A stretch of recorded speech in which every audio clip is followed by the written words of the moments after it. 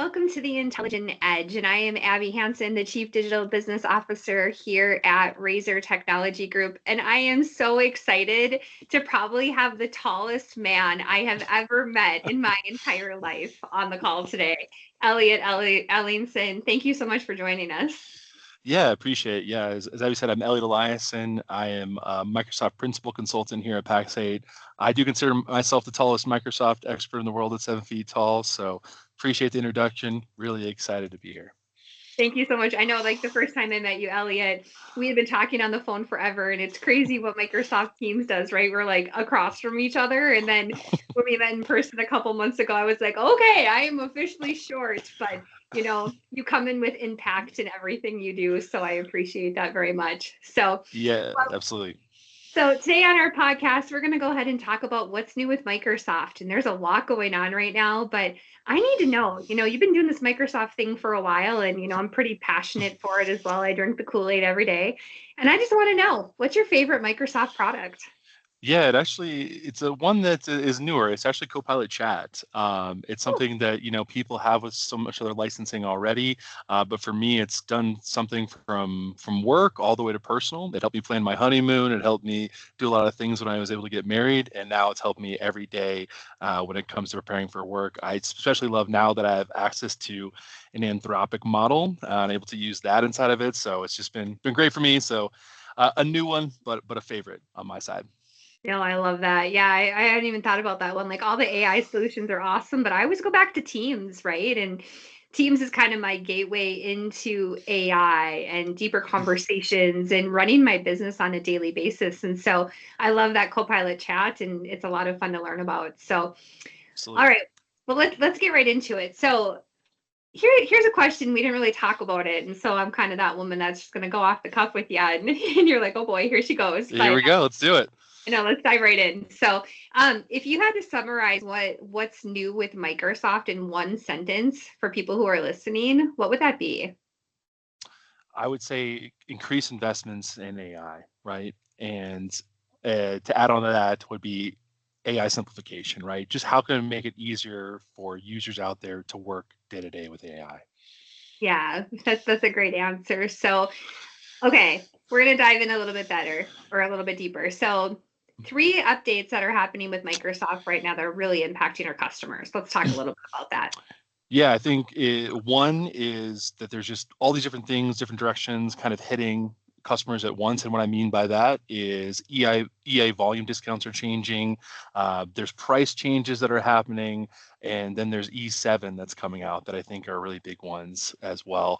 The other thing I think is just there's some really great promotions out there to help you get on AI, to help you move into SKUs where you're in the right place to go through and do that. So, those changes to EA agreements, the pricing changes, which includes E7, and then those promotions are really the big news around Microsoft right now. Okay, let's dive a little bit deeper. Well, we know being in the ecosystem that EA to CSP motion is really big. Customers are like, I don't want to get off my EA. I like the clout of having Microsoft in my back pocket, right? So why should a customer move from an EA to a CSP agreement? Not because it's changing and they have to, but why should they move and work with a partner like Razor? Yeah, I think for one, it's pricing, right? A lot of those pricing discounts are going away when it comes to that. But I think more on why would I work with a partner is just what they can offer you past Microsoft, right? Being a dedicated MSP and having support of someone like Pax8 organizations as well, who's a global leader with Microsoft, means you have more individualized attention and a lot easier to start understanding your business processes. And I think the conversations are changing from, hey, what licensing I need to accomplish these tasks to how can I create something that's meant for me to accomplish this. And we don't have that relationship with Razor, with Pax8, we can help you identify those and get the most value of those licensing. So I know, change is tough, but to get that through CSP is just going to open the ability to go to and do those different things and do it something that's not cookie cutter, but is actually, impactful. Yeah, absolutely. Pax8, for people who are listening, they're the partner behind our brand, right? And so they help us help you and give us the support from that perspective. And so that EA to CSP is important too, because it allows you flexibility within your agreement. And so you don't have to wait to the end of the year to true up.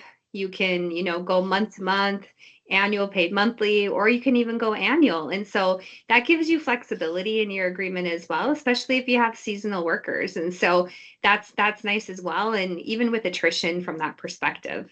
So, Yeah, and it allows you to have that roadmap for the future for potentially of AI. absolutely. Couldn't agree more. Yeah, no, that's great. So, and you mentioned the next thing too, those price increases are happening. Can you talk a little bit more about how those price increases are going to impact our customers? Yeah, so for those of you who are already on CSP, right? July 1st, Microsoft is making a lot of changes to their pricing, where across a lot of business SKUs all the way to enterprise SKUs to add-ons, they're seeing an increase. That is going to impact you upon your renewal, and we're going to see those prices. But what I think about it is this is just another Microsoft pricing increase, or is this something that actually does have some value to it? And sometimes it is that first case, but this one I really do think it's more on the latter, right? You're not just going to go through and pay more; you're actually getting a lot more capabilities than you previously required. A lot of times, there's all these different separate add-ons that were there. Your Intunes, having a Defender SKU, but now a lot of that's coming and baked in with those suites. So there are price changes coming, but a lot of that's going to be a part of that. I'd love to talk a little bit about why did they make those changes? If you want me to go into that, Abby. Absolutely, please do so. Yeah, I think why they win the changes first is part of it's just a massive investment that Microsoft is making. In Microsoft's last quarter, over almost $40 billion they invested right into their AI infrastructure. So a lot of that is coming down to part of licensing, but I also think what it's had is sustained feature delivery. Right, there's been over 1,100 new features that Microsoft has released across M365 about security, about Copilot that we've been talking about. We just talk about Anthropic coming there, SharePoint, a lot of different things. So I think that's another big piece of it. I think the rest of it is expanding in security AI baselines. So when they go through and do this, rather than keeping all these different things separate, having them as being add-ons, like I alluded to before, they're now all being folded inside of there. That Mhm. includes, my favorite thing on Copilot Chat being included more licensing, but again, it's a lot of Defender, Intune, those type of offerings as well. So that's the reason these are changing. A lot of this are really good things, but want to make sure you're aware, and it's a great time to talk about, hey, are we on the right license? What does our future look like? What change do we need to make so we're in the right place? Yeah, you bring up a really good point with all those the security suites that are included with that price increase, right? And Mhm. moving into the age of AI for your company is scary. And if you are not protected and not doing it the right way, you're opening up your company for risk. And so I love the direction Microsoft's going there. It reduces the complexity overall as well. And you might be able to get rid of some of those third-party security tools as well, to reduce some overall spend if you look at it the right way. Yeah, there's multiple ways to attack this. I think you said something really great. I think security, right, is a number one blocker of AI adoption, and this really helps go through and start to address that. So, working with a partner to make sure you're in the right place to identify those places where this is going to cover, and you can reduce those extra licenses, is just gravy on top of that, right? Yeah. So definitely a good thing. Okay, so I'm going to come back to the price increase. You gave some great examples, but let's Mhm. say you're an IT director and you have to go report to your CFO and you need to like move the needle there with them. How would you approach it with your CFO about the cost increases to make it reasonable for them? Yeah, how would I address with my CFO was say, hey, I know all these price increases are scary. This is the right time for us to look at moving this license because of this reason, right? And then just like you mentioned, Abby, here's all the things that we can go through and replace on the rest of our tech stack to make sure we're always enabled. Like, hey, we might have a Zoom license that we've been having forever, and now we can replace that with your favorite thing, Teams. Yes, Or hey, we've been using this to secure our email. Now we can use a Defender SKU, and the same holds true all the way down the list. The last one I'll mention on that one really be something like Intune, right? We've been having trouble with our mobile device manager, mobile application management. Now we can replace that. So talking to CFO, all those are probably Greek to them, but at the bottom line, it means reducing costs for your technology while making sure you can still deliver that for all of your users. no, absolutely.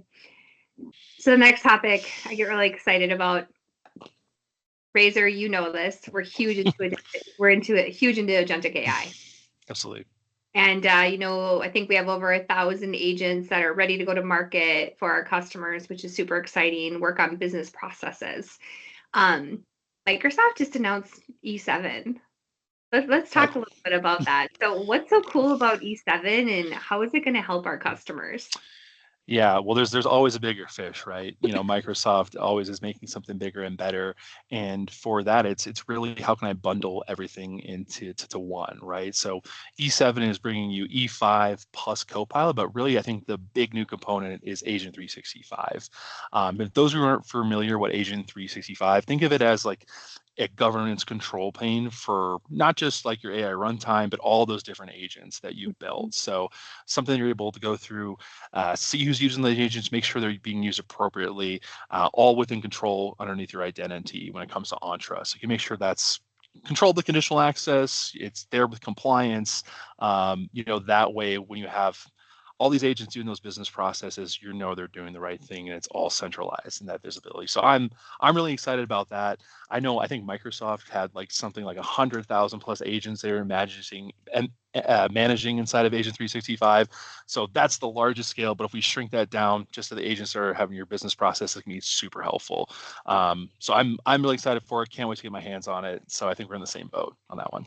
Yeah, I think the way it's evolving is great. And if we're thinking big picture, you have your security suite with E5.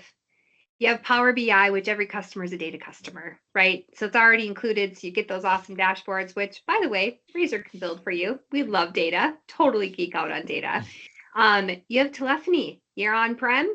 You can save on average 67% by going to Teams telephony, right?